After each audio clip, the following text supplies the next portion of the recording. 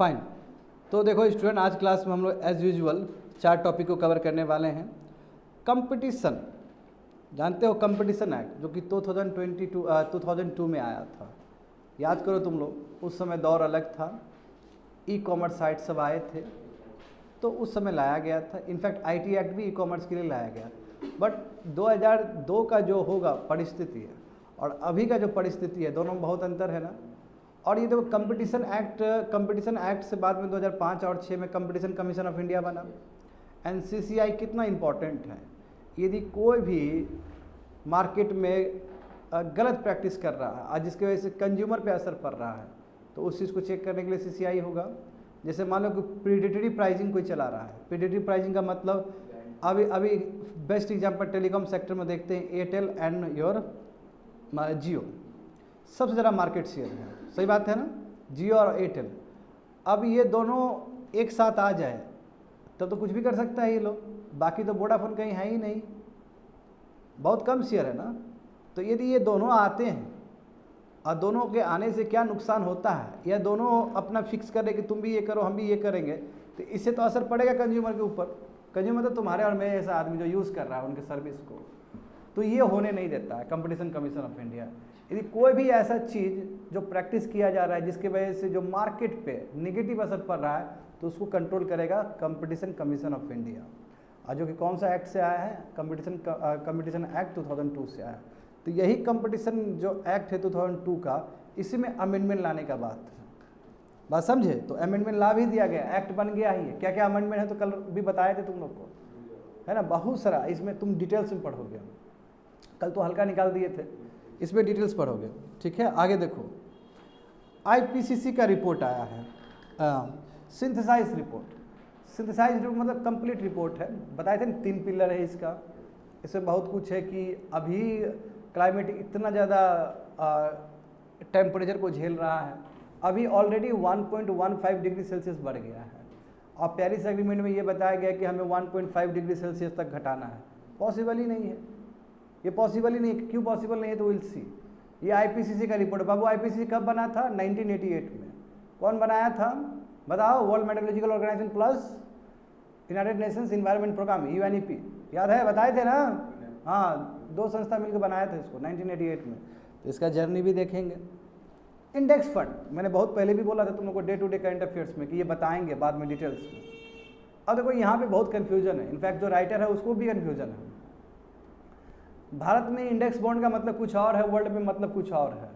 भारत में mutual fund होता है, तो भारत में कभी कभी लूजली हम म्यूचुअल फंड को इंडेक्स फंड कह देते हैं। इंडेक्स फंड भी 2 टाइप का होता है, एक पैसिव होता है, एक एक्टिव होता है। एक्टिव जहाँ पे ब्रेन यूज़ होता है, पैसिव मतलब जहाँ पे ब्रेन यूज़ नहीं होता है। तो म्यूचुअल फंड भी कई लोग कहते हैं कि इंडेक्स फंड हो सकता है, मगर टेक्निकली कहा जाए तो इंडेक्स फंड नहीं है। ऐसा मैं क्यों बोल रहा हूँ तो एडिटोरियल में समझेंगे हम लोग। वर्चुअल डिजिटल एसेट्स देखो, जो बिटकॉइन है ना, उसको भी prevention of money laundering act 2002 के अंदर लाया गया है। जानते हो इसके अंदर बहुत सारा चीज़ आया है। यस, कल ही तो कवर किए थे, कल या परसों हम बताए थे इससे रिलेटेड। तो ये 4 एडिटोरियल्स के बारे में आज हम लोग डीप में चर्चा करने वाले हैं स्टूडेंट। तो देखो 145 GS paper 3 economic development, effects of liberalisation on the economy, changes in industrial policy and the effects on industrial growth. हाँ, पीआरएस इंडिया में आए थे। ये भी एक बहुत खूबसूरत न्यूज़पेपर है स्टूडेंट। तो देखते हैं मामला क्या है, थोड़ा सा देखते हैं। कंपटीशन एक्ट 2002 आखिर इसको क्यों लाया गया? बढ़िया सुनना बाबू, जो बोल रहे हैं ना क्लास में प्रेजेंट रहना, फिजिकली और मेंटली प्रेजेंट रहना क्लास में। दिमाग कहीं और रहेगा तो नहीं समझ में आएगा कुछ भी। देखो यहाँ पे कंपटीशन एक्ट 2002, ये लाने के पीछे पर्पस क्या था? इसके पीछे 3 पर्पस था, समझे। Promote and sustain competition in market. Market में कंपटीशन होना चाहिए। जैसे एग्जाम्पल देखो कि अभी इस शनिचर स्थान में एक पानी पूरी वाला आ गया लेट्स से, तो उसका मोनोपोली हो जाएगा। फिर वही 10 आ जाएगा तो मोनोपोली नहीं होगा, और तुमको प्याज भी काट के देगा, मटर भी डालेगा उसमें, और सर्विस भी अच्छा देगा ताकि उसके तरफ वो खींचे जाए। यस, कंपटीशन लाना, लेवल प्लेइंग फील्ड लाना मार्केट में, क्योंकि जितना लेवल प्लेइंग फील्ड होगा, जितना कंपटीशन होगा, उतना बेटर रिजल्ट होगा। किसके लिए? कस्टमर के लिए। यदि मान लो कि किसी एक ही दुकान में समोसा मिल रहा है तो गंदा समोसा भी बेच देगा आपको, और मान लो कि ढेर सारा दुकान में मिल रहा है, तो बेस्ट अट्रैक्ट करने की कोशिश करेगा ना। इसलिए कंपटीशन में फेयर लेवल प्लेइंग फील्ड होना चाहिए, सॉरी मार्केट में फेयर लेवल प्लेइंग फील्ड होना चाहिए, मार्केट में फेयर कंपटीशन होना चाहिए, उसके लिए लाया गया था। दूसरी बात है protect the interest of consumer. अब मान लो कि बड़े बड़े कंपनी एक साथ आ जाए तो कंज्यूमर को ऐसे खत्म कर देगा वो। जैसे मान लो कि 10 पानी पूरी वाला आया, बोला कि नो सब साथ में काम करते हैं ना, एक फ्रेंचाइजी बना लेते हैं, तब जितना पैसा बोलेगा उतना में खाओगे तुम लोग, 10 का 2 दे रहा है तुमको, तो ठीक है, तुम्हारे पास कोई विकल्प ही नहीं है, you have to have it. तो प्रोटेक्शन करना कि इस तरह का जो एक्विजिशन और जो मर्जर है इसके वजह से यदि मार्केट में कोई फर्क पड़ रहा है तो कंपटीशन एक्ट 2002 वो देखेगा उस चीज़ को। एंड थर्ड वन समझ गए, protect the interest of consumer. And third one ensure freedom of trade for market participant. जितने भी मार्केट पार्टिसिपेंट हैं, क्यों 10 ठेला वाला है तो क्या 11 तो नहीं आ सकता, क्या 12 तो नहीं आ सकता है क्या, बिल्कुल, और भी लोग आके एंट्री कर सके मार्केट में, फुल फ्रीडम होना चाहिए। कहीं क्यों गूगल ही क्यों पूरा दुनिया में, क्या गूगल का कोई काउंटर नहीं हो सकता क्या, फेसबुक ही क्यों दूसरा नहीं हो सकता क्या, व्हाट्सएप का आया कि नहीं आया, टेलीग्राम आया ना व्हाट्सएप के लिए, तो फिर लेवल प्लेइंग फील्ड, बाकी को भी पार्टिसिपेट करने का मौका दो, वो भी आए। आखिर उद्देश्य क्या है, उद्देश्य ये कंज्यूमर का बेनिफिट होना चाहिए। क्यों, लेजिस्लेटिव डॉक्ट्रिन है, पूरा मार्केट डिसाइड करेगा। यदि मार्केट में कोई इनोवेटिव है, मार्केट में कोई बेस्ट चीज लेके आ रहा है, वो जीतेगा ही, उसको पसंद करेगा ही लोग। तो देखो यहाँ पे, इसलिए देखो कंपटीशन कमीशन ऑफ इंडिया इस एक्ट को इन्वोक करके लाया गया। इसको इसलिए लाया गया कि कोई भी यदि प्रैक्टिस हो रहा है जिसका नेगेटिव असर पड़ रहा है मार्केट कंपटीशन पे, उसको रोकेगा। अभी देखते हैं ना, गूगल के ऊपर लगभग 1200-1300 का चार्ज लगा के, 1200-1300 करोड़ का लगा है ना चार्ज, लगा है, क्योंकि उसका जानते हो ना कि ऐप बोला था कि ऐप इंस्टॉल करना चाहिए, जो स्मार्ट फोन मेकर्स है उसके ऊपर कंपलसरी कुछ गाइडलाइंस दे रहा था। तो इसका दिमाग खराब हुआ और कंपटीशन कमीशन ऑफ इंडिया ने बोला कि इतना 1200 या 1300 करोड़ रुपया तुम फाइन दो।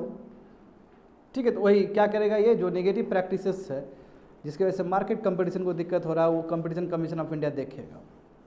देखो इसमें क्या है कि enterprise is not allowed to enter into anti competitive. आप देखो ऐसा नहीं है कि आप देखो, जैसे इंडिया का बेस्ट एग्जांपल हो सकता है टेलीकॉम सेक्टर, अभी कौन लीड कर रहा है, एयरटेल एंड रिलायंस जियो। अब ये दोनों एक साथ आ गया तो फिर ये तो फिर कंपटीशन का विरोध हो गया। हकीकत में क्या होना चाहिए, 2 है, 3 आना चाहिए, 4 आना चाहिए, 5 आना चाहिए, 6 आना चाहिए, जितना ज़्यादा आएगा उतना बेहतर होगा कंज्यूमर को। तो वही बोला इस एक्ट के अंदर कि इंटरप्राइजेस आर नॉट अलाउड, आप अलाउड नहीं है कि आप एंटी कंपटीटिव एग्रीमेंट्स करो, है ना, इसकी वजह से निगेटिव असर पड़े, और या फिर अपने आप पोजीशन को, डोमिनेंट पोजीशन को एब्यूज़ करो। नो, देखो डोमिनेंट पोजीशन को एब्यूज़ करने के चक्कर में ही तो गया है गूगल। और सिमिलर जो लॉ लगता है यूनाइटेड स्टेट्स में, क्या बोलते हैं, एंटी ट्रस्ट लॉस। समझ में आ रहा है सभी चीज़। तो persons and enterprises are also not allowed, यानी कि आपको कम्बिनेशन में नहीं आना, एक साथ नहीं आना। यदि आपका एक साथ आने की वजह से यदि एडवर्स इम्पैक्ट पड़ता है मार्केट पे तो कार्रवाई होगा आपके ऊपर। देखेंगे, फिर देखेंगे, चेक करेंगे कि जो आप साथ में आए हो कहीं मोनोपोली तो नहीं कर रहे हो। जैसे मान लो कि अभी टेलीकॉम सेक्टर में डुओपोली है, 2 का शासन है, अब ये दोनों एक साथ आ जाएगा तो बहुत दिक्कत हो जाएगा। जो ये बोलेगा तुमको करना ही पड़ेगा। तो ये सभी चीज़ को रोकना। देखो कम्बिनेशन का मतलब होता है एक्विजिशन। एक्विजिशन मतलब क्या कि एक बहुत बड़ा कंपनी एक जो अपना कंपटीटर है उसको रख लिया। जैसे एग्जांपल देखो बच्चे लोग, व्हाट्सअप को फेसबुक का मालिक ने खरीदा ना 2016-17 में खरीद लिया, that is called acquisition. Merger, 2 मिल गया, ये एमलगेशन, यानी कि 1 और 2 और 3 सब एक साथ मिल गया। तो यदि इस तरह का जब प्रैक्टिसेस हो रहा है तो कंपटीशन कमीशन ऑफ इंडिया देखेगा इस चीज़ को और देख के डिसाइड करेगा कि जो एक्विजिशन है, जो मर्जर है, ठीक है, मर्जर है या फिर जो एमलगेशन है, क्या इसके वजह से कोई मार्केट में दिक्कत भी हो रहा है, कहीं कंपटीशन में कोई प्रॉब्लम भी हो रहा है। यदि कोई प्रॉब्लम हो रहा है तो फिर पेनल्टी लगेगा। टेक कंपनी के लिए कोई भी, हाँ, अब टेक कंपनी के लिए ही आया है नियम, आई टेल यू। अभी जो अमेंडमेंट है उसमें टेक कंपनी को ही डाला है, क्योंकि टेक कंपनी का हिसाब किताब कुछ अलग होता है। जो फिजिकल कंपनी है वो डिफरेंट है उसका। ऑनलाइन तो जानते हो कि आज तुम 10 रुपया है, कल 2 करोड़ का बन जाओगे, यू नेवर नो। डिजिटल तो है ही है। आज खान सर को क्यों जानता है, डिजिटली जानता है, मिला थोड़ी है उससे। तुम ओझा सर को क्यों जानता है, डिजिटली जानता है। तो जो डिजिटल जो प्लेटफॉर्म है उसका तो ग्रोथ एक्सपोनेंशियल है ना, तो उसी के लिए रूल्स लाया है। देखो यहाँ पे आखिर कैसे, इन view of changes in the way business operate, committee was constituted इन 2018। अब देखो बिजनेस बदल गया है। जो 2002 में जो हम लेके आ रहे थे स्टूडेंट, जो 2002 में हम 2002 का जो परिस्थिति था उसके कंपेरिजन में बहुत अलग हो गया है बिजनेस। इसी के लिए एक कमेटी बना था 2018 में, समझे। तो देखो जैसे कंपटीशन एक्ट आया तो इंडियन मार्केट्स तो उसके बाद तो बहुत ग्रोन हुआ, नए नए चीज़ उसमें ऐड हुए। जब नए नए चीज़ ऐड होंगे तो जाहिर सी बात है आपका जो पुराना वाला एक्ट है उसमें आपको संशोधन करना पड़ेगा। एग्जाम्पल देखो क्या नया नया चीज़ आया, डिजिटल इंटरनेट बेस्ड कंपनी है ना, अब इंटरनेट से चलने वाला कंपनी सभी होगा। बाइजू है कि नहीं है, हाँ, अन अकेडमी है कि नहीं है, और पेटीएम है कि नहीं है, बहुत बदल गया, सब पूरा बदल गया। नए न्यू एज मार्केट्स आने लगे जिसमें टेक्नोलॉजी इन्वॉल्व है। जब ऐसा इन्वॉल्व है नया नया कंपनी जो कि पूरा टेक बेस्ड है, तो आप पुराना चलेगा नहीं चलेगा, आपको अपग्रेड करना पड़ेगा अपने लॉ को, इसीलिए अमेंडमेंट किया गया है। इसलिए स्टूडेंट 2018 में मिनिस्ट्री ऑफ कॉर्पोरेट अफेयर्स ने एक कमेटी बनाया, उसी कमेटी का नाम है कंपटीशन लॉ रिव्यू कमेटी, ताकि देखने के लिए कि जो भारत का इकोनॉमिक फंडामेंटल्स है क्या उसको कंपटीशन एक्ट 2002 ठीक से देख पा रहा है, नहीं देख पा रहा है, तो क्या सजेशन रहेगा। अब सजेशन वही दिया गया कि संशोधन करो उसमें, समझ गए ना।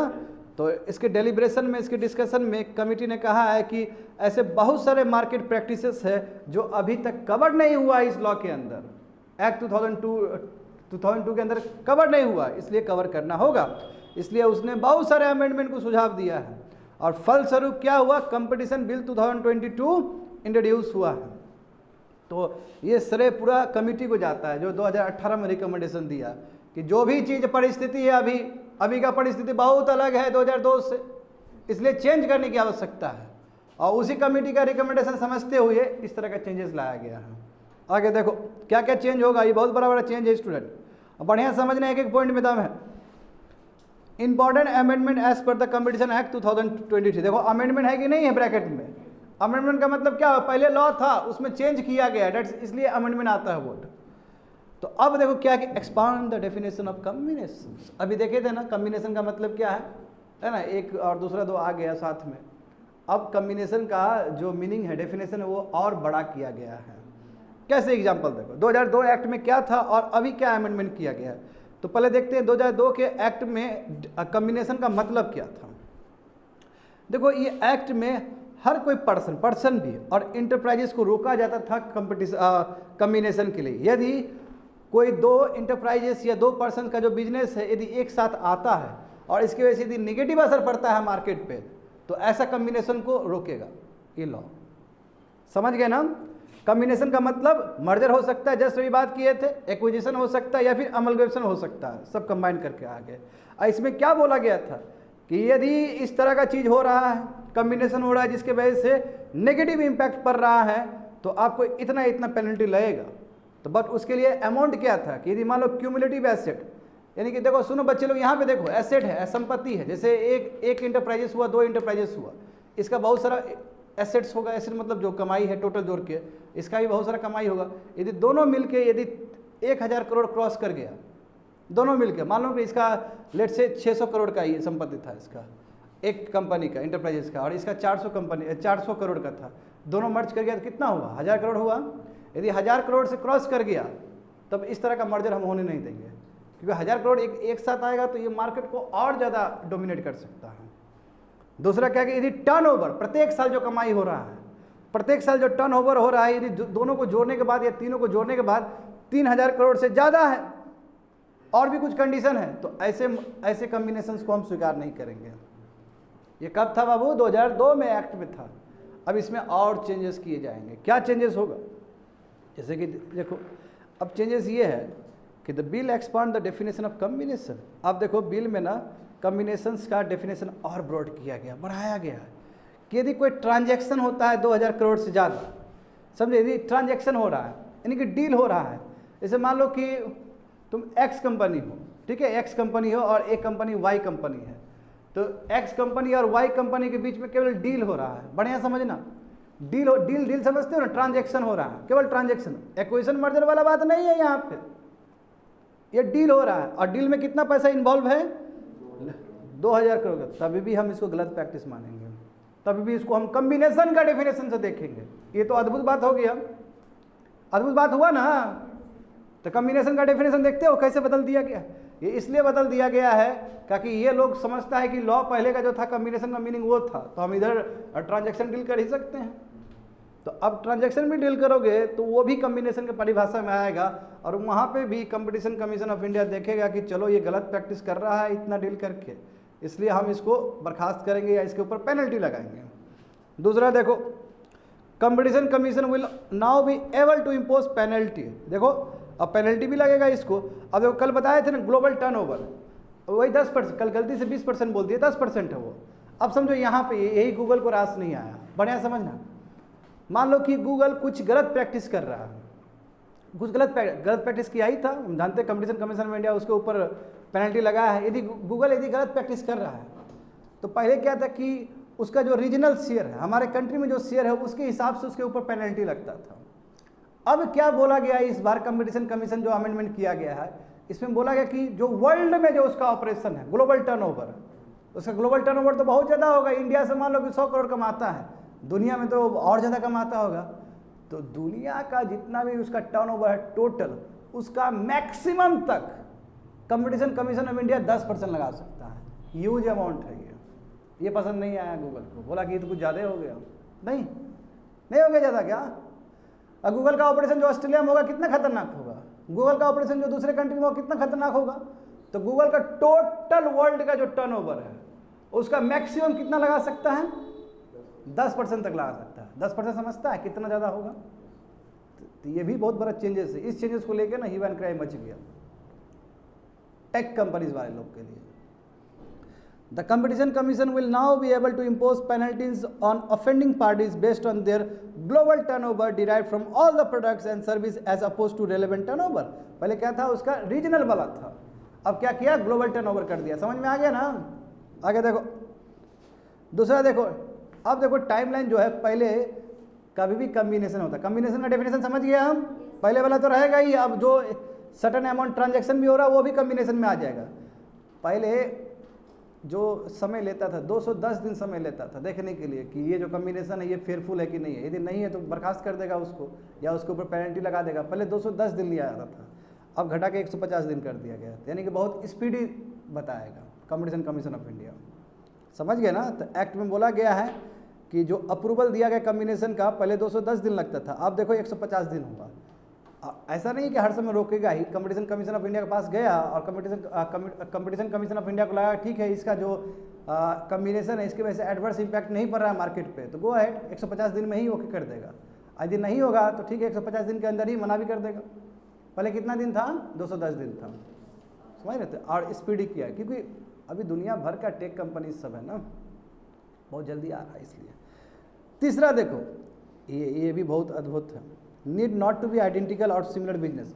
पहले क्या था स्टूडेंट? देखो पहले कम्बिनेशन के डेफिनेशन में था कि सेम सेक्टर, जैसे देखो एयरटेल और रिलायंस जियो सेम सेक्टर है ना, तो ये दोनों का सिमिलर था पहले कि दोनों आएगा तब मानेंगे। जैसे मान लो कि एयरटेल है और कोई एक ढाबा वाला कंपनी है, दोनों साथ में आया तो उसका कम्बिनेशन नहीं माना जाता था। अभी क्या कर दिया गया कि चलो पहले सिमिलर था, अब क्या कि डिसिमिलर भी साथ में आ जाए तो उसको भी मर्जर माना जाएगा। बात समझ में आया कुछ भी? तो देखो यहाँ पे for classification of combination 2002 act में क्या था कि डिफाइन करता था कि जो भी आपका है मैनेजमेंट वन और more enterprise over another enterprise और ग्रुप, यानी कि under the act anti competition agreements are any agreements between enterprise और पर्सन इंगेज इन आइडेंटिकल, देख रहे हो, आइडेंटिकल या सिमिलर बिजनेस होना चाहिए, एक बिजनेस दूसरा बिजनेस सेम होना चाहिए तभी, और डायरेक्टली या तो इनडायरेक्टली और डायरेक्टली खरीद रहे हो एक दूसरे को, या प्रोडक्शन सप्लाई मार्केट प्रोविजन ये सब चीज़ तुम्हारा हो रहा है, इनके साथ में हो रहा है। तो यानी कि पहले सिंपल दूसरे भाषा में कहा जाए तो पहले जो कम्बिनेशन होता था, कम्बिनेशन मतलब समझ रहे हो एक्विजिशन मर्जर ये सभी चीज़, तो सिमिलर इंटरप्राइजेस को लेकर था। अभी देखो 2023 में क्या कर दिया गया, 2023 में बोला गया कि नो पर्सन्स नॉट इंगेज। देखो यदि पर्सन आइडेंटिकल बिजनेस में नहीं है, सिमिलर बिजनेस में नहीं है तो फिर भी उसको माना जाएगा, फिर भी कम्बिनेशन माना जाएगा। यानी कि एयरटेल अब टाटा के साथ आ गया, टाटा का तो एयरटेल वाला काम नहीं है, तो फिर भी उसको कम्बिनेशन में माना जाएगा। That's a different thing. अब चौथा नंबर देखो, क्लोजर ऑफ इंक्वायरी प्रोसीडिंग। अब क्या होगा, देखो क्या क्या होगा इसमें कि अंडर द एक्ट 2002 के हिसाब से क्या क्या था, क्या क्या चीज़ हो सकता है कि सीसीआई में इनिशिएट प्रोसीडिंग, सीसीआई प्रोसीडिंग कर सकता है, यानी कि इसके ऊपर कार्रवाई हो सकता है यदि एंटी कम्पिटिटिव एग्रीमेंट हो गया, यानी कि आपका जो एग्रीमेंट एक साथ आए जिसकी वजह से कंपटीशन रहा ही नहीं मार्केट में, तो उस समय पेनल्टी लगा सकता था CCI। हाँ, यदि आपने पावर का गलत यूज़ किया तो उस समय लगाया जा सकता था।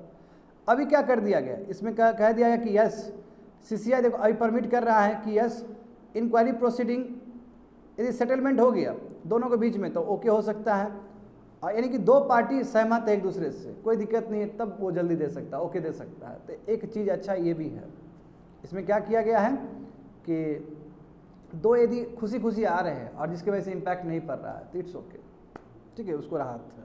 तो सेटलमेंट में इन्वॉल्व पेमेंट, है ना, आराम से हो सकता है, यानी कि bill permit CCI to close inquiry proceeding, यानी कि अब इंक्वायरी इसके ऊपर नहीं होगा, ठीक है, जो पहले इंक्वायरी हो रहा था ना अब नहीं होगा।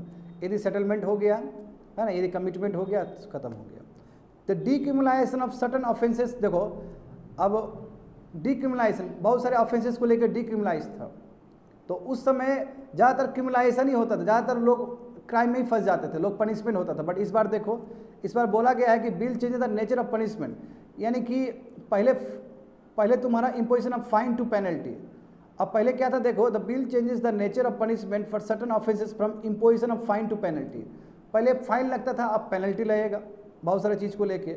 दूसरा क्या है तुम्हारा कि यदि तुम फेल कर गया ऑर्डर, CCI का ऑर्डर ठीक से नहीं मान रहे हो, डायरेक्टर जनरल का ठीक से बात नहीं मान रहे हो, ठीक है, तो you will have such penalty आपके ऊपर लग सकता है। और देखो तो ये चलो ठीक है, ये कहाँ का चेंजेस आया समझ गए ना, पेनल्टी आप लग सकता है, ठीक है। कुछ और भी रहा था कि इंक्वायरी जो है वो क्लोज हो सकता है यदि ठीक से सेटलमेंट हो गया होगा, दोनों पार्टी के बीच में पेमेंट सब हो गया होगा तो खत्म हो सकता है।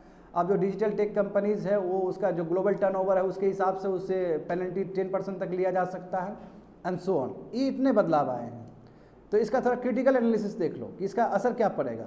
अब जो वैल्यू दिया गया है कि एडिशनल थ्रेश होल्ड दिया गया 2000 करोड़ का यदि ट्रांजेक्शन होगा तो उस पर भी लिया जाएगा, तो ये सबसे बड़ा सवाल है। दूसरा देखो कि जस्ट मैंने कहा कि मैसेजिंग प्लेटफॉर्म व्हाट्सअप को 2014 में 19 बिलियन में ही खरीद लिया फेसबुक ने। 19 बिलियन बहुत कम होता है, समझे। बाद में देखो, बाद में इतना ग्रोथ किया है, अभी देखो ना, अभी तो साल का ही सालाना ही उसका 19 बिलियन से ज़्यादा होगा व्हाट्सअप का।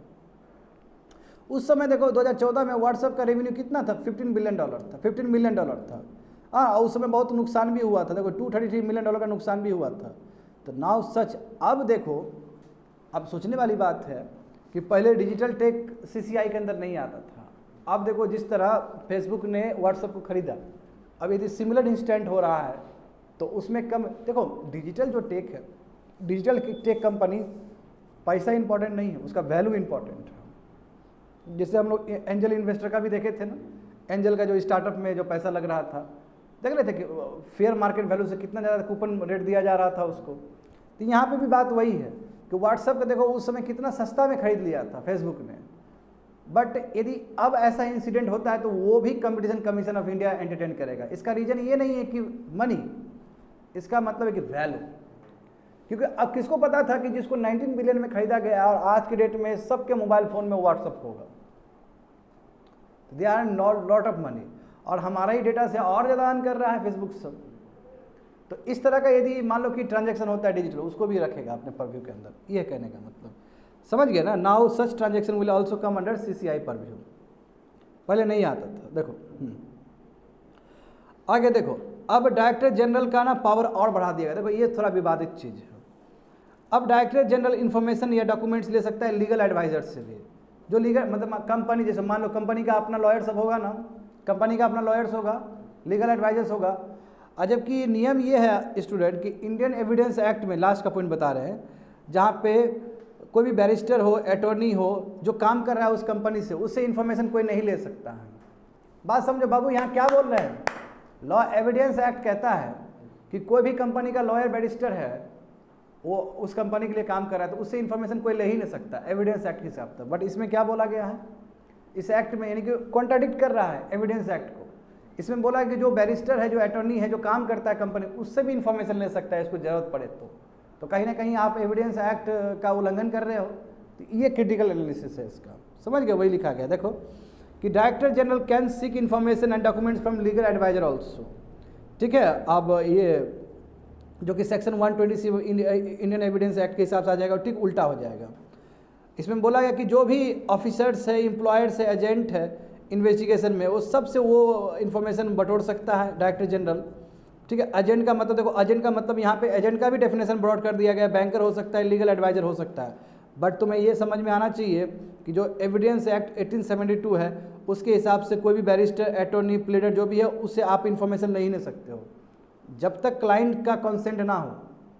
मतलब जिसके लिए वो एडवाइज़र है, जब तक उसका एडवाइज ना हो तब तक वो थर्ड पार्टी को इन्फॉर्मेशन दे ही नहीं सकता उसकी कंपनी के बारे में या उसके बारे में। बट यहाँ पे क्या क्या आप ले सकते हो, तो कॉन्ट्राडिक्ट कर रहा है, क्योंकि आप extra ordinary power director general को दे रहे हो।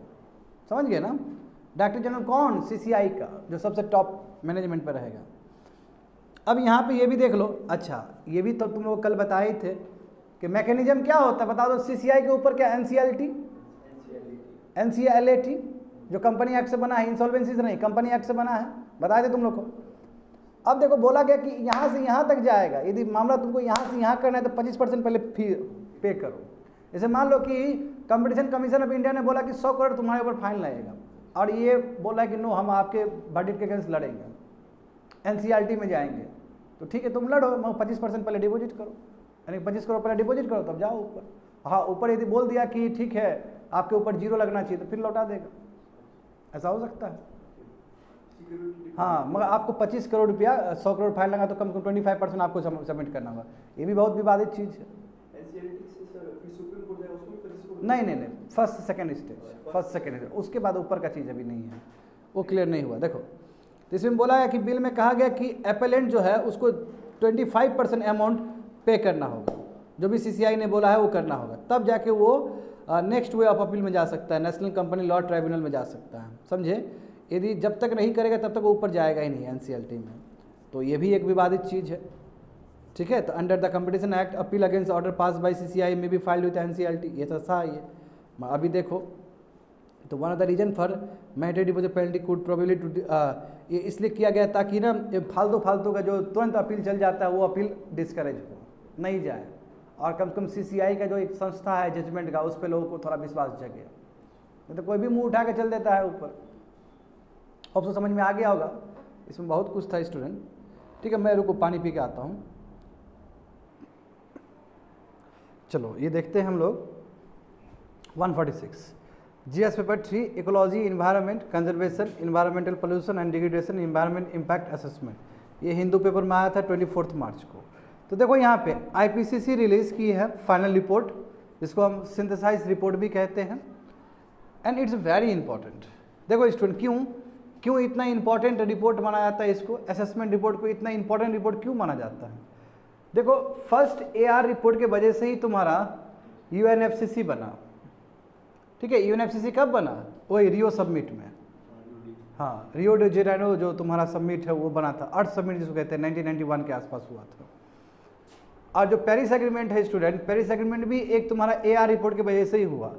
तो इसका इंपॉर्टेंस यही है कि जब भी असेसमेंट रिपोर्ट आता है क्लाइमेट से रिलेटेड, तो इससे जो बाद में जो डेवलपमेंट होता है वो बहुत खतरनाक डेवलपमेंट होता है।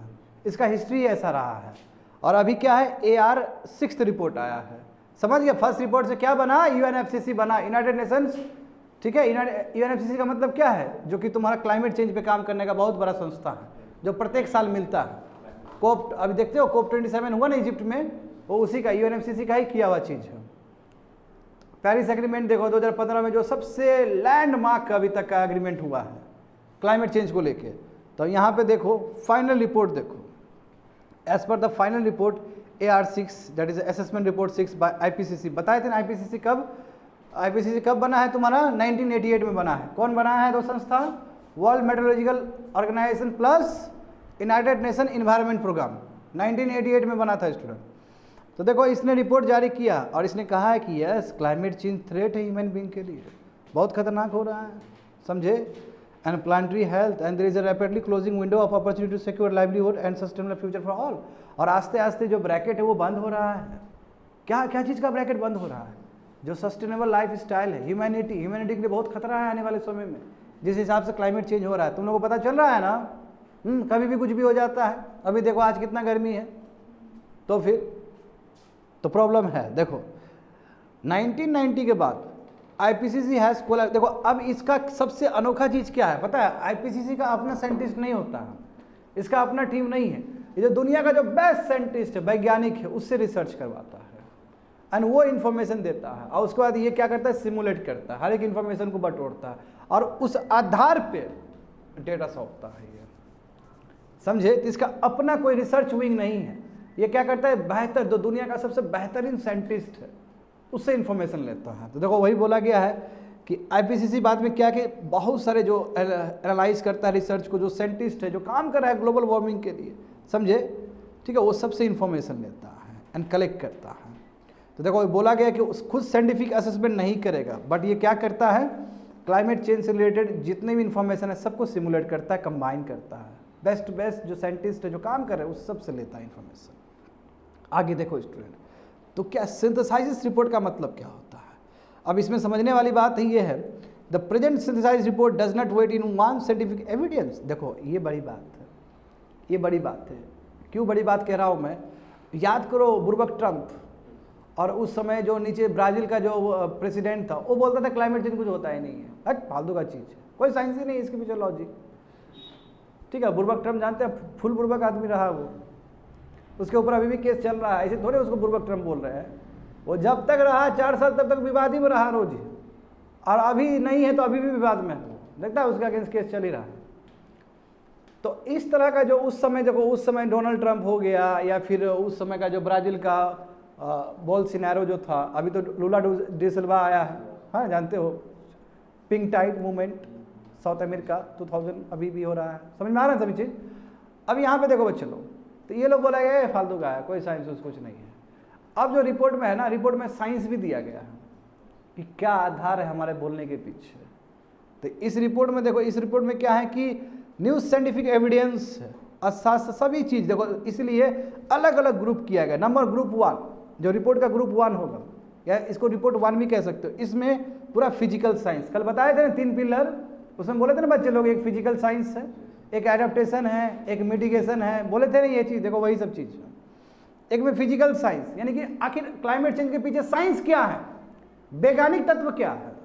ऐसे मुंह उठा कर बोल देंगे तो नहीं चलेगा ना, उसके पीछे आधार होना चाहिए, साइंटिफिक रीजन होने चाहिए। तो वो तुम्हारा ग्रुप 1 में होगा, समझ गए, ग्रुप 1 में होगा। दूसरा ग्रुप में क्या होगा, एडप्टेशन, कैसे एडप्ट करे, समझे, क्या इंपैक्ट पड़ रहा है क्लाइमेट चेंज की वजह से, क्या वल्नरेबिलिटी, क्या खतरा है। एंड तीसरा एडप्ट, मतलब कैसे इस चीज़ को बचे, कैसे एडप्ट करे, समझे। आप जानते हो कि एडप्टेशन के लिए बहुत कम पैसा आता है, ज़्यादातर पैसा जो आता है मिटिगेशन के लिए आता है। मिटिगेशन का मतलब क्या, कि जो ग्रीन हाउस गैस है उसको कैसे कम करें, कैसे कम करोगे, रिन्यूएबल एनर्जी बना के, विंड एनर्जी प्रमोट करके, सोलर एनर्जी प्रमोट करके, एंड सो ऑन। तो ग्रुप 3 देखो, इसमें मिटिगेशन का बात किया गया, यानी कि ग्रीन हाउस गैस हटाने का बात किया, कम करने का बात किया गया। तो बच्चे लोग तुम लोगों को बुद्धि समझ में आया, बुद्धि में कहा आया कि इसमें क्या है, 3 ग्रुप है। पहला ग्रुप में क्या है, फिजिकल साइंस जो एक्सप्लेन करता है, तो दूसरा क्या है, एडप्टेशन, कैसे, how will adapt, how will adapt the impacts, how will adapt the vulnerability, जो वल्नरेबिलिटी होने वाला है। तीसरा क्या है, मिटिगेशन, कैसे ग्रीन हाउस गैस घटाया जाए। मिटिगेशन के लिए तो अच्छा खासा फंड आता है। और इसमें पहली बार COP27 में इजिप्ट में, ग्लासगो में, इजिप्ट में क्या फैसला लिया गया कि लॉस एंड डैमेज भी काम करना चाहेंगे, काम नहीं, डिस्कशन करना चाहेंगे। डिस्कशन होगा तब जाके डेवलप कंट्री देगा। ऐसे भी पेरिस एग्रीमेंट 2015 में ये बोला गया था कि प्रत्येक साल $100 बिलियन राशि प्रदान करेगा डेवलप कंट्री डेवलपिंग कंट्री को, क्योंकि आखिर डेवलप कंट्री है जो कि इतना ग्रीन हाउस गैस इमिट किया है। इंडस्ट्रियल रेवोल्यूशन कब आया, 1850 में आया है, तब से ये लोग गंद मचा रहा है, कार्बन डाइऑक्साइड छोड़ रहा है। और अभी बताओ कार्बन बॉर्डर लगा रहा है कि नहीं लगा रहा है टैक्स, बोला 2026 से लगेगा। तो इस पर भी क्रिटिक्स क्या बोला है कि तुम अभी लगा रहा है, तुम पूरा जब पूरा संसार को तुम नर्क बना दिया तब तुम लगा रहा है। डेवलपिंग कंट्री को पूरा इजाजत है वो आगे बढ़े। देखो डेवलपिंग कंट्री के पास क्या है, रेफ्रिजरेटर भी नहीं है, बताओ। हाँ, यूनाइटेड स्टेट्स में 10 रेफ्रिजरेटर लेकर बैठा हुआ है सब, 50 AC होगा एक ही रूम में। तो हमारा भी इच्छा आकांक्षा है। ऐसे भी हम यदि पर कैपिटा कार्बन का बात करें तो 1/3 यूज़ करते हैं वर्ल्ड के कंपेरिजन में। यदि मैं चाइना को भी जोड़ दूँ, स्टूडेंट, चाइना और पूरा वेस्टर्न वर्ल्ड को जोड़ दूँ, 60% कंट्रीब्यूटर यही लोग हैं। इंडिया तो बेचारा बहुत कम है पॉपुलेशन के हिसाब से देखा जाए। बात समझ में आया ना।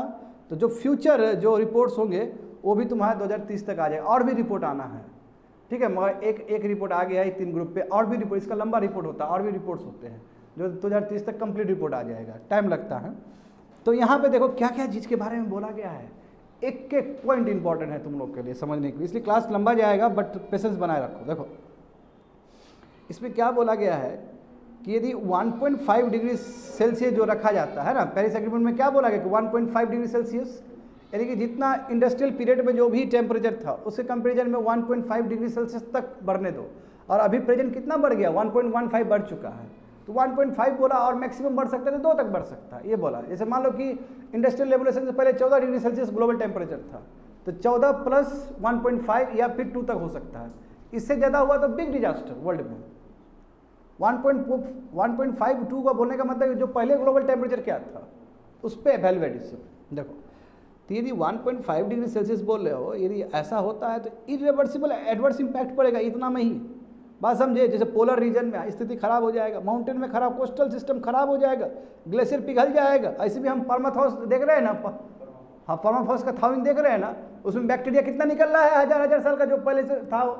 बोरियल फॉरेस्ट देख रहे हो ना तुम लोग, हाँ अंटार्कटिका में बहुत सारा पिघल रहा है, कोस्टल एरियाज। हाँ जानते हो, एक गया था ना आईसीजी के पास वनवाटू, जो पैसिफिक ओशन का था, वनवाटू गया था ना ऊपर आईसीजी में बोलने के लिए, उस पर एडवाइजरी जो जुरिस्डिक्शन लगता है, यूनाइटेड नेशंस का जुडिशियल आर्म कौन है, आईसीजे। वनवातू गया था ना, आइलैंड था, क्यों, उसका कुछ साल पहले पूरा डिजास्टर हो गया था वहाँ पे क्लाइमेट के वजह से। तो देखो वही सब चीज़ है कि यदि 1.5 डिग्री सेल्सियस भी हुआ तो बहुत बड़ा गंदा इम्पैक्ट पड़ने वाला है वर्ल्ड को, है ना, specially coastal ecosystem, mountain, polar and so on. बोला है कि with the rate of emission growth has slowed in the past decade. अब देखो, अब बोला कि जिस हिसाब से कम हुआ है, हाँ सब कंट्री लोग आए, एनडीसी भी लेके आए, नेशनल डिटरमाइंड कंट्रीब्यूशन लेके आए थे पेरिस एग्रीमेंट में, सब कमिटेड किए कि इतना इतना घटाएंगे। तो तुम कितना भी घटा लो, मगर जैसे ही 22वीं सदी घुसेगा तो फिर भी तुम 2.8 डिग्री सेल्सियस तो तुम्हारा बढ़ेगा। तुम झूठों का बोल रहा है 2 डिग्री, तुम घटाने के बाद एकदम बहुत ज़्यादा प्रयास करते तब होगा, यानी कि 3 डिग्री तक तो जाएगा। और 3 डिग्री जाने का मतलब है कि छोड़ दो, भारत की कल्पना ही छोड़ दो। भारत क्या, वो जितना ही पैसिफिक ओशन में जो छोटा छोटा झुटपुटिया वाला जो आइलैंड दिखता है सब चल जाएगा। सी लेवल राइज, ये सी लेवल राइज होगा, जानता है ना, ये जितना भी है कोस्टल एरिया, ये गुजरात तुमको दिख रहा है, महाराष्ट्र, मुंबई, सब डूब जाएगा। डॉक्यूमेंट्री देखना मत चलो कि आने वाले समय में 30-40 साल में क्या हो जाएगा भारत का स्थिति, पूरा पानी अंदर आ जाएगा। और जो हाई अल्टीट्यूड में वो बचा रहेगा, माउंटेन पूरा पिघल जाएगा, ग्लेशियर, स्थिति बहुत भयानक होने वाला है। रिपोर्ट देखो क्या बोलता है कि यस फाइनेंस जरूरी है, डेवलप कंट्री से डेवलपिंग कंट्री को तेजी से तो कंपनसेट करवाओ, ठीक है, और रेजिलिएंट स्ट्रक्चर बनाना चाहिए ताकि वो एडेप्टेशन कर सके ठीक से। चौथा नंबर देखो, यदि टेम्परेचर को 1.5 डिग्री सेल्सियस रखना है तो उसके लिए आपको क्या कर, देखो अब इसमें बोला गया कि यदि पेरिस एग्रीमेंट में जो बात किया गया कि 1.5 डिग्री सेल्सियस तक हमें रखना है, उसके लिए क्या प्रयास किया जाना चाहिए, जो कि इम्प्रैक्टिकली पॉसिबल नहीं है। देखो प्रैक्टिकली पॉसिबल नहीं है क्या, देखो 2019 का जो लेवल था उस समय, जो 2019 में जितने भी ग्रीन हाउस गैस हो रहे थे उसके कंपैरिजन में, यानी कि 2030 तक 50% रिड्यूस करना है, हो सकता है। जैसे 2019 तो अभी जस्ट हाल फिलहाल में गया है, तो उस समय मान लो कि 100 यूनिट एमिट हो रहा था और अभी 2022-23 आ चुका है, यानी कि 7-8 साल में तुमको जो 19 का जो लेवल था उसका 50% करना है, 48%, 50% हुआ, पॉसिबल है। यहाँ तो डेवलपिंग कंट्री पावर प्लांट लेके चला आया, नया नया पावर प्लांट का उद्घाटन हो रहा है, क्या पॉसिबल है, क्वाइट इम्पॉसिबल। और 99% तक तो, यानी कि कार्बन न्यूट्रल वर्ल्ड को 2050 तक बन जाना है। इंडिया कब बनेगा, 2070 में, तो पॉसिबल है ये तो। यानी कि 1.5 डिग्री का जो अपना सपना देख रहे हैं उसके लिए बहुत मेहनत करना पड़ेगा आपको 2030 में, 30 तक, और आपको लास्ट तक 2050 तक, आपको 2050 तक कार्बन न्यूट्रल बन जाना है, तो जो कि पॉसिबल ही नहीं है अभी। इसलिए देखो, the report suggest climate resilient development that will not only mitigate the effects of climate change but also provides wider benefits. बोला कि यदि क्लाइमेट रेजिलिएंट डेवलपमेंट करें, यानी कि इंफ्रास्ट्रक्चर बेटर बनाएं, तो इसका क्लाइमेट चेंज को तो मिटिगेट करेंगे ही, एट द सेम टाइम और भी बहुत सारा बेनिफिट्स होगा इसका। देखो जब तक हम 1.5 डिग्री सेल्सियस नहीं करेंगे, अब ये ग्रीन हाउस गैस बहुत ज़्यादा निकलेगा student, green house gas will emit too much. तो यूएन सेक्रेटरी ने कहा है कि yes it is a survival guide for humanity, इसलिए हमें कोशिश करना चाहिए कि ग्रीन हाउस गैस बहुत कम करें। बात समझे, बहुत घटाना होगा, वो आंकड़ा दिया गया उतना इंपॉर्टेंट नहीं है तुम लोग के लिए, नीचे आ जाएगा वही आंकड़ा। देखो अभी कार्बन डाइऑक्साइड इमिशन जो हो रहा है, ठीक है, जिस हिसाब से, तो जो हम बोल रहे हैं कि कार्बन बजट 1.5 डिग्री से, तो उस तो नहीं होने वाला, वैसा नहीं होने वाला है। आई मीन वो बढ़ेगा ही, जैसे बोला ना 2.8 डिग्री सेल्सियस जाएगा, वहाँ तक जाएगा ही। अब देखो 4/5 आपको घटाना है 2019 तक, जो बताए, जो कि पॉसिबल ही नहीं है, क्योंकि डेवलप कंट्री ही ज़्यादा कंज्यूम किया है। दूसरा, कोस्टल और पोलर इकोसिस्टम देखो पूरी तरीके से बर्बाद हो जाएगा। बहुत ही कम एबिलिटी है कि ये लोग ठीक से अपने आप को प्रोटेक्ट कर सके। रिपोर्ट में ये भी बोला है कि एडाप्टेशन, स्पेशली अभी देखो जैसे जकार्ता में प्रॉब्लम हुआ है ना, अब जकार्ता क्या बोला कि हम सी वॉल लगाएंगे, मतलब सी वॉल, ताकि पानी अंदर नहीं आ सके। कब तक लगाओगे तुम? यदि बहुत ज़्यादा बढ़ गया तो तुम्हारा सी वॉल भी धंस जाएगा उसके अंदर। तो ये टेम्पररी मैनेजमेंट भी नहीं है, ये तुरंत धंस जाएगा। तो सी वॉल सब भी कोई खास नहीं है। देखो पोरली प्लान सी वॉल्स है ना, जो नहीं कर पाएगा, शॉर्ट टर्म के लिए किया था वो हो ही नहीं पाएगा। तो at a higher level of warning climate change could lead to, देखो बाद में देखो फूड इनसिक्योरिटी हो जाएगा, है ना, माइग्रेशन हो जाएगा, लोग इधर उधर भटकना शुरू कर देंगे, कोस्टल एरिया छोड़ के इंटीरियर लैंड में चले जाएंगे। तो इस तरह का त्रासदी तुमको देखने को मिलेगा। तो की मैसेज क्या है ARC का? की मैसेज यही है स्टूडेंट की, यस हमें क्लाइमेट रेजिलिएंट डेवलपमेंट पे काम करना चाहिए, समझे, एडाप्टेशन और मिटिगेशन पे काम करना चाहिए ताकि सबका सस्टेनेबल डेवलपमेंट हो सके। नंबर 1, टेक्नोलॉजी और डिज़ाइन ऑप्शंस पे काम करना चाहिए, सोलर एनर्जी, इलेक्ट्रिक व्हीकल्स, ये सब चीज़ काम करना चाहिए ताकि कम से कम कार्बन इमिट हो। समझ गए ना? मिटिगेशन पे, एडाप्टेशन पे, सस्टेनेबल डेवलपमेंट काम पे बहुत अच्छे से कंट्रीज़ का कॉपरेशन से काम होना चाहिए, है ना। हमें इक्विटी, सोशल जस्टिस पे ध्यान देना चाहिए। तो cost benefit analyse suggest that the air quality and health benefits of mitigation outweigh it's cost. तो यही बोल रहा है कि यस, कि स्थिति, अब देखो ना, अब क्या बोले हम तुमको, इतना भयानक है ना ये। अब ARC का रिपोर्ट भी ना, AR6 का जो रिपोर्ट है, ये अपने आप में बहुत डिजास्टरस है। आने वाले समय में बहुत करंट अफेयर्स में आएगा, A12 में आएगा। एक बहुत भयानक आईना है वर्ल्ड के लिए कि तुम जो गंद मचाया है सब तो जाएगा तुम्हारा। अब तो स्थिति बहुत ख़राब हो गया, वर्ल्ड का ही स्थिति ख़राब हो गया है, और इसका मार तुम लोग आराम से अपने जीवन में ही देख चुके हो और देखोगे। इसके बाद रिवर्स नहीं होने वाला है, इसके बाद खराबी होगा, मतलब ठीक नहीं होने वाला है, इसके बाद और उल्टा ही होने वाला है। और ऐसा होगा कि आदमी लोग ना मर जाएगा, कुछ भी नहीं कर पाएगा, क्योंकि 1 डिग्री सेल्सियस भी बढ़ना बहुत तगड़ा होता है, पूरा ख़त्म हो जाएगा,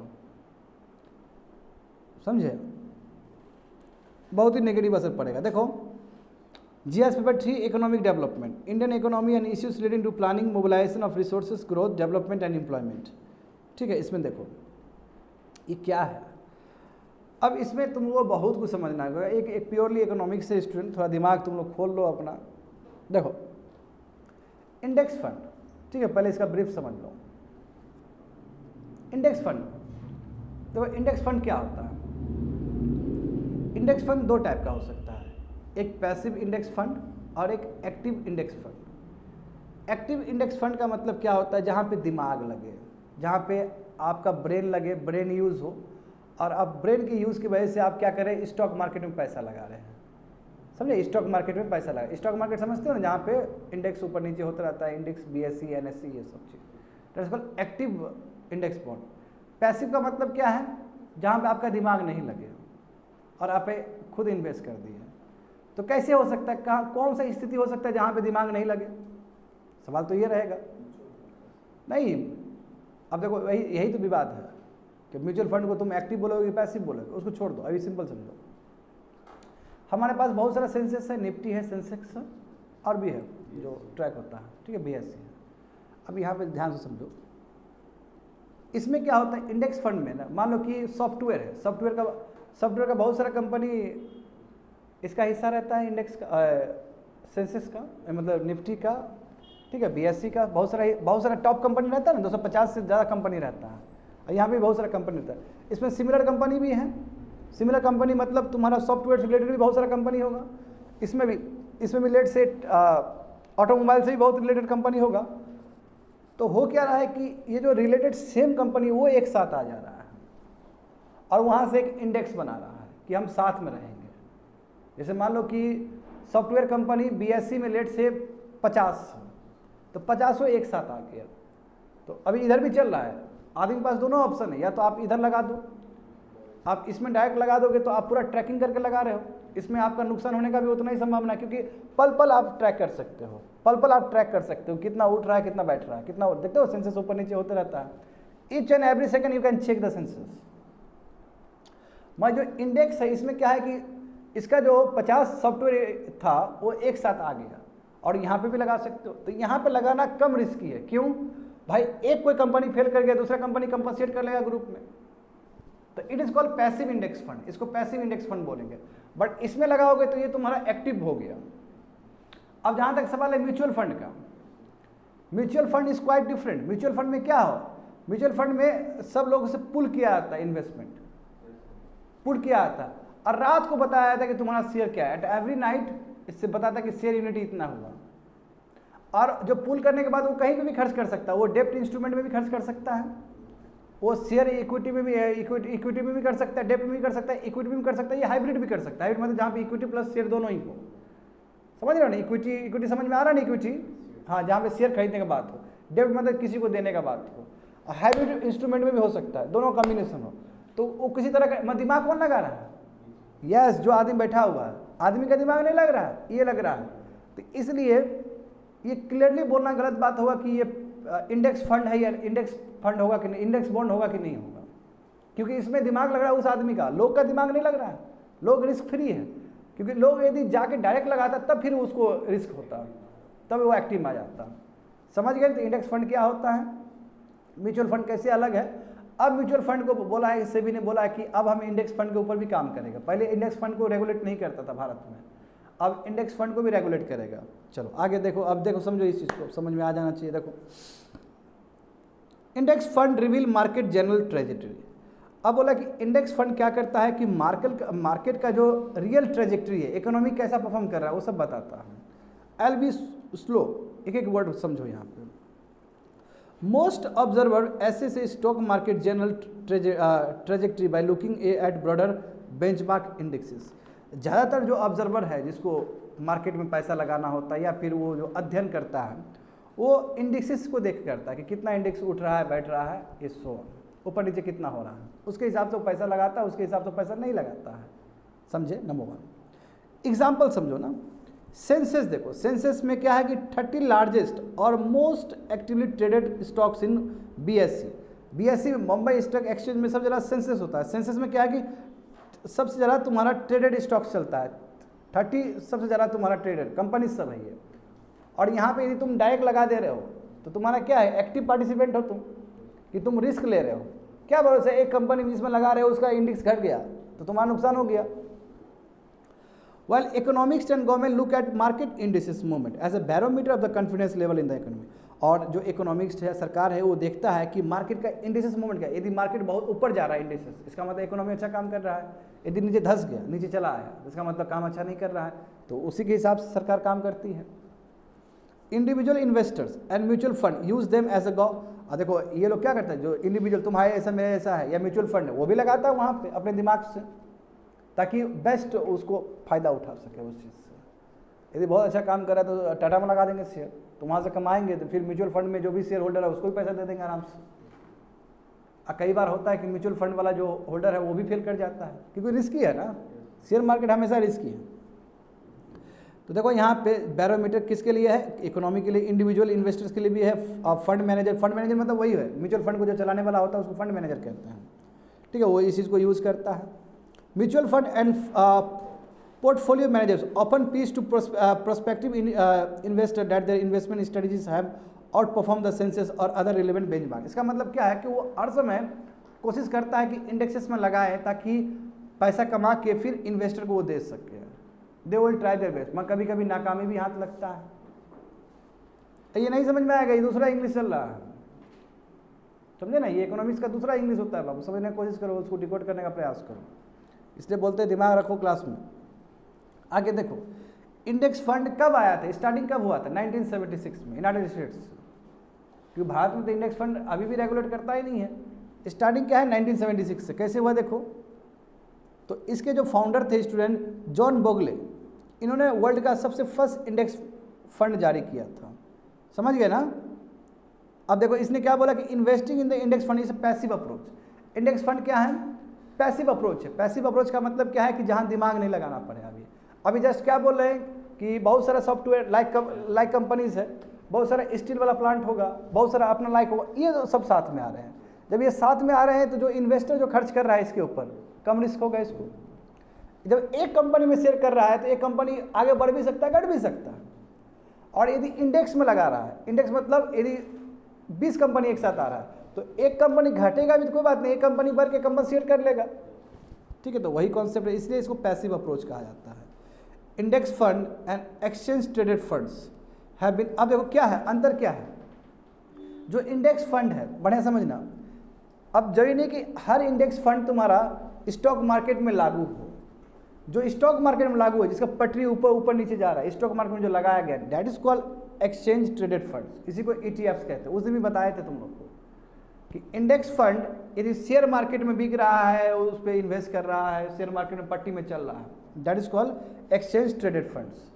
तो इंडेक्स फंड का ही एक एग्जाम्पल क्या है, एक्सचेंज ट्रेडेड फंड्स। उस दिन बताए थे क्लास में, उसका एग्जाम्पल है कि all index funds are not exchange traded funds but all exchange traded funds are index fund, बताए थे ना स्टेटमेंट, वही चीज़ है। देखो अब क्या कि इंडेक्स फंड और exchange traded funds have been an option for Indian investors for about 2 decade. और हमारे पास ये विकल्प कब आया, 20 साल पहले आया था, हालांकि यूनाइटेड स्टेट्स में 1976 में ही आ गया था।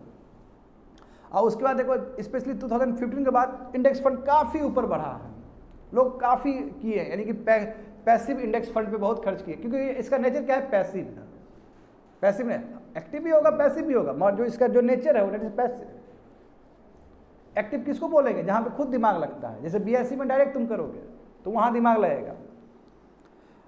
अब फ्रॉम 8 सच फंड, देखो 2008, देखो 2008 में केवल 8 ही फंड था इस तरह का इंडेक्स फंड, अभी देखो 200 है आपके पास, तो काफ़ी बड़ा है ना। तो देखो 60% द रफली ₹41 lakh crore assets manage by Indian mutual funds are parked in the index fund and ETFs।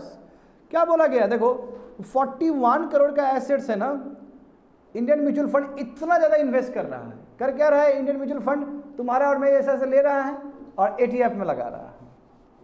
हाँ, यहाँ पे वही ETF में, एक्सचेंज ट्रेडेड फंड्स में, इंडेक्स फंड में लगा रहा है और वहाँ से कमा रहा है, इन्वेस्टर को दे रहा है। कौन सा होना, index funds and exchange traded funds have been an option for Indian investor, यही ना। तो बहुत सिंपल है कि हमारे पास जो ऑप्शन आया है वो 20 साल पहले आया था, and you see the growth, हम 2015 के बाद ज़्यादा ग्रोथ कर पाए हैं। एग्जाम्पल देखो 2008 में केवल 8 फंड्स था इस तरह का, 8 फंड इंडेक्स फंड है, यानी कि 8 फंड मतलब कुछ सॉफ्टवेयर आ गया, कुछ ऑटोमोबाइल आ गया, इस तरह का जो कॉम्बिनेशन वाला केवल 8 ही प्रेजेंट था। मगर अभी देखो यू हैव 200। ओह अच्छा, एक्सचेंज देखो है तो ये भी इंडेक्स फंड ही, एक्सचेंज ट्रेडेड फंड का मतलब है कि जो स्टॉक मार्केट में लग सके।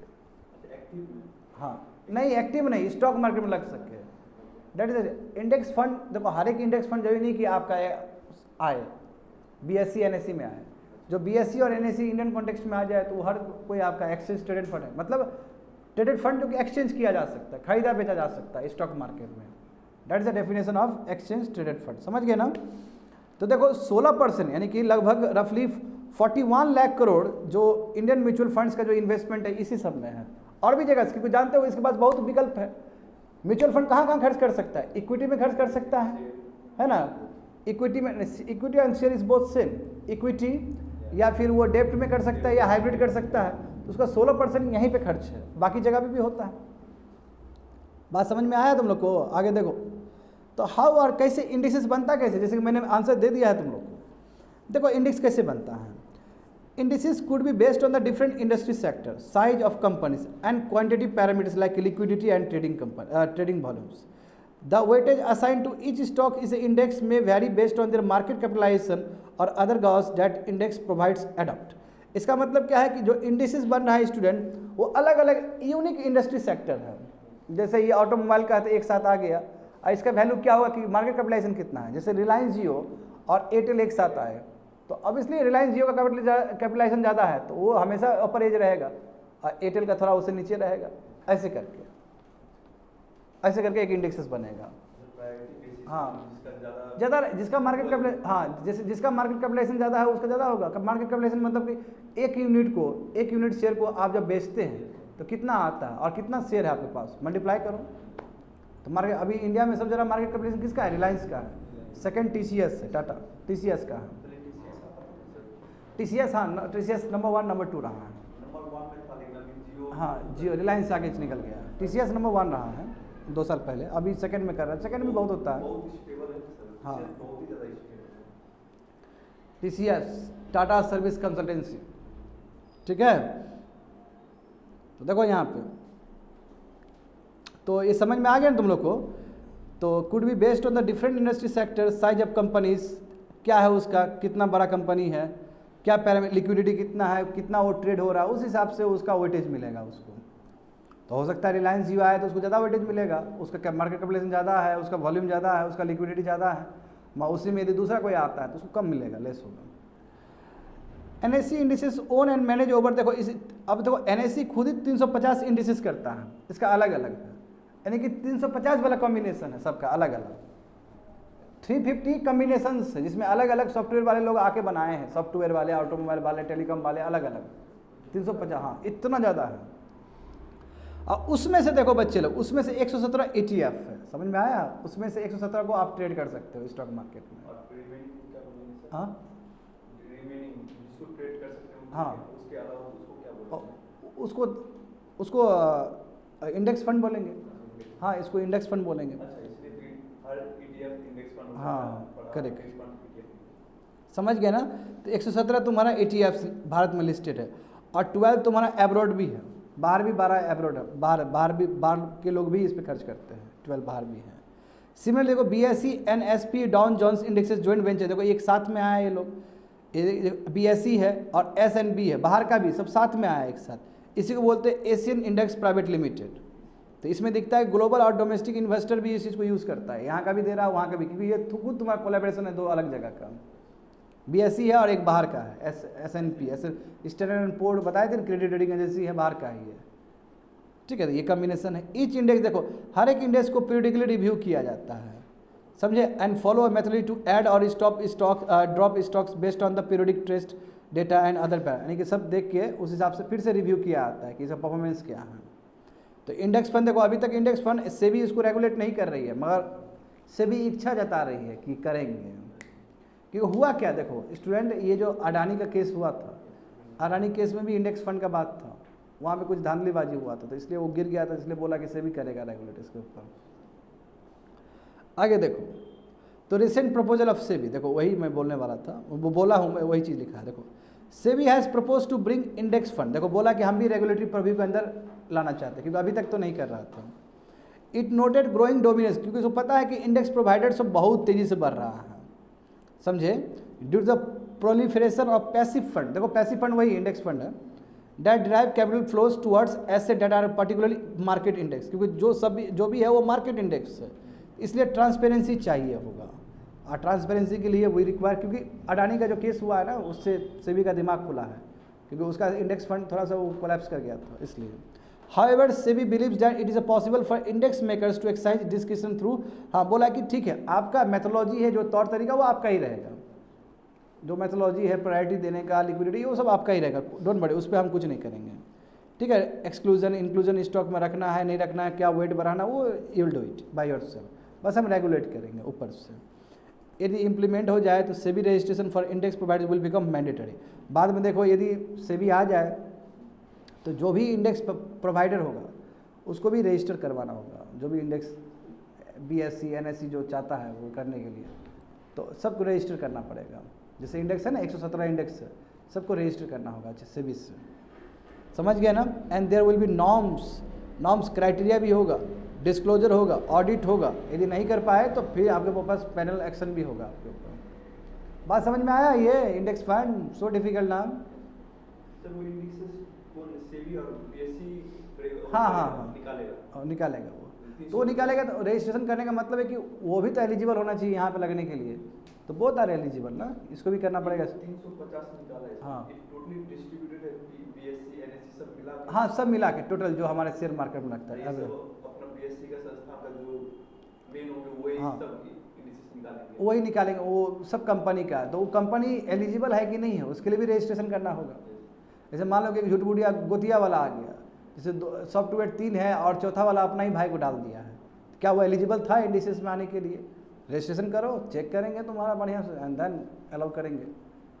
क्योंकि अडानी का यही चीज़ हुआ है, अडानी का भी कंपनी था उसके अंदर, अडानी का हुआ लिक्विडिटी क्रैश तो पूरा इंडेक्स में फर्क पड़ जाएगा। जो इन्वेस्टर है, म्यूचुअल इन्वेस्टर है, म्यूचुअल फंड वाला इन्वेस्टर है, तो उसका तो नुकसान हो जाएगा कि वो शेयर तो दिखा रहा है बहुत तगड़ा अडानी का, है तो कुछ नहीं, तो नुकसान तो होगा, भले ही पैसिव है बट नुकसान होगा, बाकी नहीं थाम पाएगा उसको, क्योंकि जो मेजर डोमिनेटिंग जो दिखता है वही क्रैश कर जाए तो ओवरऑल वही फर्क पड़ेगा। यस, यही सब रीजन है। सबका एसेट कैपिटलाइजेशन चेक होगा ना? चेक होगा, हाँ, सब चेक होगा, डिस्क्लोज एवरीथिंग।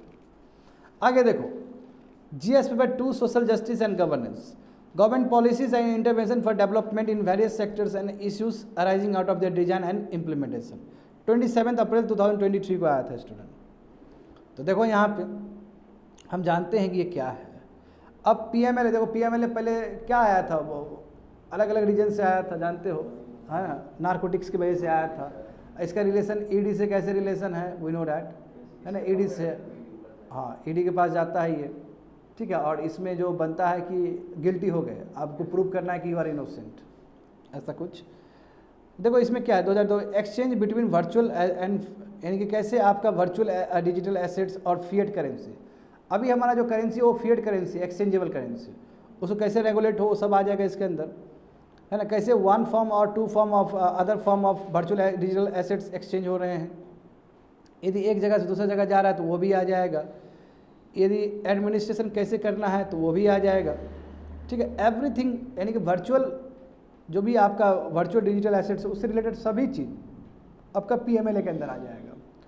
सस्पिशियस ट्रांजेक्शन नहीं होना चाहिए। जैसे एग्जांपल देखो, अभी यदि हम 1 करोड़ रुपया एसबीआई के बैंक में जमा कर दिए तो it is a duty of SBI कि वो FIU को बोले, फाइनेंशियल इंटेलिजेंस यूनिट, उसका जो टॉप लेवल पे एगमोंट ग्रुप, एगमोंट ग्रुप बताए थे ना, टॉप लेवल जो वर्ल्ड का है, 142 कंट्रीज का जो कम्बिनेशन है, हाँ, डेटा को इधर उधर करेगा ताकि टेररिस्ट फाइनेंसिंग ना हो सके। दूसरी बात है, जब फाइनेंशियल इंटेलिजेंस यूनिट को जो प्लेटफॉर्म से जानकारी मिलेगा तो उसको लगा कि यदि मैटर बहुत ग्रेवियस है तो फिर ईडी को ट्रांसफर कर देगा वो, समझ गए, ये चीज़ है। तो participation in an provision of financial service, यानी कि तुम कोई भी कर रहा है वर्चुअल, तुम वर्चुअल डिजिटल एसेट्स बेच रहे हो, खरीद रहे हो, तो सब टोटल, यानी कि वर्चुअल एसेट्स रिलेटेड जो भी चीज़ है वो सब तुम्हारा पीएमएलए के अंदर आ गया। इसका दायरा कितना हो सकता है, सब दायरा इसके अंदर रख दिया है। वही बिटकॉइन, बच्चे लोग बिटकॉइन देखो इसमें बताया गया ना, इसका मतलब क्या है कि जो वर्चुअल डिजिटल प्लेटफॉर्म जहाँ पे जैसे बिटकॉइन कुबेरएक्स पे में एक्सचेंज होता है, प्लेटफॉर्म होना चाहिए जहाँ से एक्सचेंज होता है, उसका ड्यूटी है कि वो बोले कि इसको पहले तो रजिस्टर करे वो रिपोर्टिंग एंटिटी के रूप में, है ना, वो रजिस्टर करना पड़ेगा, और कुछ भी यदि सस्पिशियस ट्रांजेक्शन हो रहा है तो वो FIU इंडिया को बताएगा, फाइनेंशियल इंटेलिजेंस यूनिट इंडिया को, समझ गए ना। और यही नोडल एजेंसी है, जो मेन एजेंसी हमारे कंट्री में जो देखता है कि मनी लॉन्ड्रिंग हो रहा है, टेररिस्ट फाइनेंसिंग हो रहा है, तो वो चीज़ अपने हिसाब से कर लेगा। जैसे एग्जांपल देखो, कोइन स्विच, ये प्लेटफॉर्म है, जैसे कुबेरएक्स भी प्लेटफॉर्म है ना बिटकॉइन के लिए, तो ये भी है, तो ये क्या करेगा, हर समय बताएगा कि क्या ट्रांजेक्शन हो रहा है, क्या हो रहा है, सभी चीज़ बताएगा। तो such rules are already applicable. देखो ऐसा रूल पहले से ही एप्लीकेबल है बैंक के लिए, फाइनेंशियल इंस्टीट्यूशन के लिए और इंटरमीडिएट्स के लिए। जैसे हम बोले ना कभी बैंक में यदि 1 करोड़ रुपये जमा कर दिए तो बैंक तुरंत बोलेगा कि 1 करोड़ जमा किया है इसने, और ऊपर से चेक करेगा वो डेटा मेरा, और पता चला कि यदि हम टेररिस्ट फाइनेंसिंग कर रहे हैं तो तुरंत ईडी आकर हमला करेगा हमारे ऊपर, समझ रहे हो ना। अब ये चीज़ डिजिटल करेंसी के साथ भी होगा। बिटकॉइन यदि इस तरह का ट्रांजेक्शन हो रहा है तो it is the duty of the platform जहाँ पे एक्सचेंज हो रहा है उसको कवर करना है, किसको, फाइनेंशियल इंटेलिजेंस यूनिट को। और वो यदि देखा कि सच में सस्पिशियस है तो फिर वो मामला ईडी को पहुँचा देगा। आगे देखो, तो what will happen because of this, अब क्या होगा इससे, यस मॉनिटर किया जाएगा, कोई भी माल प्रैक्टिस हो रहा है तो उस पर एक्शन लिया जाएगा वर्चुअल डिजिटल करेंसी में, है ना, नॉर्म्स बनाए जाएंगे कैसे ट्रांसपेरेंट हो, ठीक है। It will also build confidence and assurance, ecosystem best हो, गवर्नमेंट का कंट्रोल पूरा रहे इस पर, तो ये फ़ायदा ही फ़ायदा है ना, गलत दिशा में पैसा नहीं जाना चाहिए स्टूडेंट। तो ये बिल्कुल ग्लोबल गाइडलाइन से मैच करता है। जैसे FATF जानते हो ना, फाइनेंशियल एक्शन टास्क फोर्स, जो इंटर गवर्नमेंटल बॉडी एक है ना, बॉडी है जो ग्रे लिस्ट ब्लैक लिस्ट जो तय करता है, तो इंटरनेशनली भी इस तरह का गाइडलाइंस है जो कि इंडिया भी फॉलो कर रहा है। अब इसमें देखो ब्रोकर्स आ जाएंगे, एक्सचेंज आ जाएगा, कस्टोडियन आ जाएगा, हेज फंड, सब टोटल टाइप के लोग सब आ जाएंगे इसके अंदर जहाँ से पैसा ट्रांजेक्शन हो सकता है। तो हेज फंड, वही हेज फंड जानते हो ना, जो हेजिंग मैकेनिज्म के तौर पे जो फंड बनता है, हाँ। तो सच guidelines given by the government of India, इसका मतलब इनको पता है कि कैसे हमारा वर्चुअल एसेट्स जो करेंसीज है वो कितना दुरुपयोग हो सकता है, इसलिए लेकर आया है। मैं सबसे बड़ी बात पता है क्या है, इससे पहले भी बजट में पास हुआ था कि यदि वर्चुअल करेंसी एक जगह से दूसरी जगह ट्रांजेक्शन हो रहा है तो 30% यहाँ कटता है, 30% और यहाँ पे भी कुछ परसेंट कटने का चांस है। जैसे NFT है, नॉन फंजिबल टोकन्स बताए थे, वो भी ट्रांसफर है तो उसमें भी पैसा कटेगा। जैसे अमिताभ बच्चन ने अपने पिताजी का हरिवंश राय बच्चन का NFT करके बेचा था, बहुत करोड़ कमाया था, तो सब लोग का आँख लगा कि भाई कमा रहा है, टैक्स नहीं दे रहा है, तो टैक्स देना पड़ेगा आपको। तो बस सबसे बड़ी बात है कि आपने अपने कंट्री में कोई लॉ नहीं बनाया।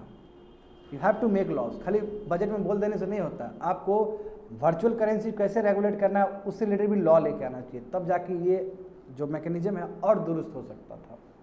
समझे? That's it.